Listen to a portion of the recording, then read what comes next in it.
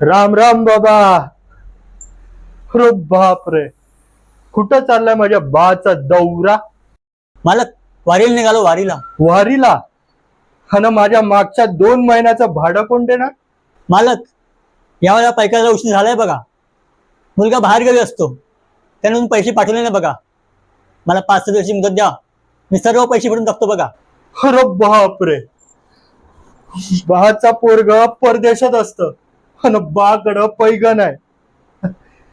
या बाहेर या जरा, या.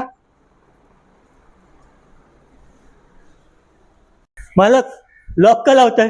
अरे लावायला लागणार बाबा, तुझ्या लेकराकडं पैगण आहे ना.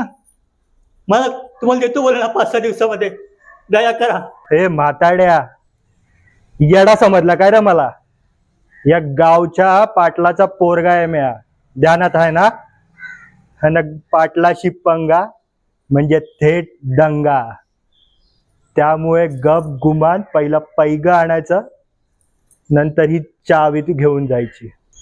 मालक, एवढेच पैसेच बघा, ते पण वारीला जायला. बस झाले मग पहिलं एवढेच पैसे.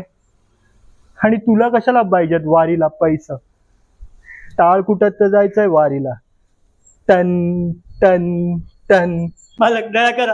अरे अरे, तू कधी आलास? सांगितलंच पण नाही. काय रे, माझ्या बाबांना हात कसा लावलास तू? वा रे वा, बाबांचं लेकरू आलंय परदेशातून, करायला लागतं बाबा. तुझ्या बाकडं पैगण आहे ना, घर भाडं भरायला. पैक पाहिजे ना तुला? घे, आतापर्यंत सगळं दिलंय. 1 महिन्याचा ऍडव्हान्स आहे, ठेव तुझ्याकडे. पैग आणलं पैग लेकरानं. आणि यापुढे लागणार नाही, ठीक आहे? चला बाबा, राम राम. येतो परत, पैग नसल तर. राम, तू आलास म्हणून बरं झालं बघ, नाही तर काय माझं खरं नव्हतं.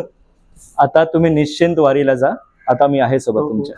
चला. वारी चुकायाची नाही, वारी चुकायाची नाही.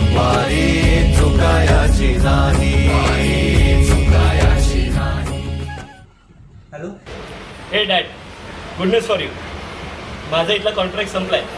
आता पुढच्या महिन्यात मी येतो आणि मग ते पाटलाचे 2 महिन्याचे रेंट आपण देऊया आणि त्या महिन्याचे पण देऊया.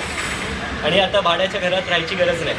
आता मी तिकडे येतो इंडियामध्ये आणि मस्तपैकी आता आपण स्वतःचं घर घेऊया. विठ्ठला, तू माझ्या मुलाच्या रूपाने धावून आलास होय? अरे, तू कधी आलास? सांगितलंच पण. माझ्या बाबांना हात कसा लावलास तू? पैक पाहिजे ना तुला?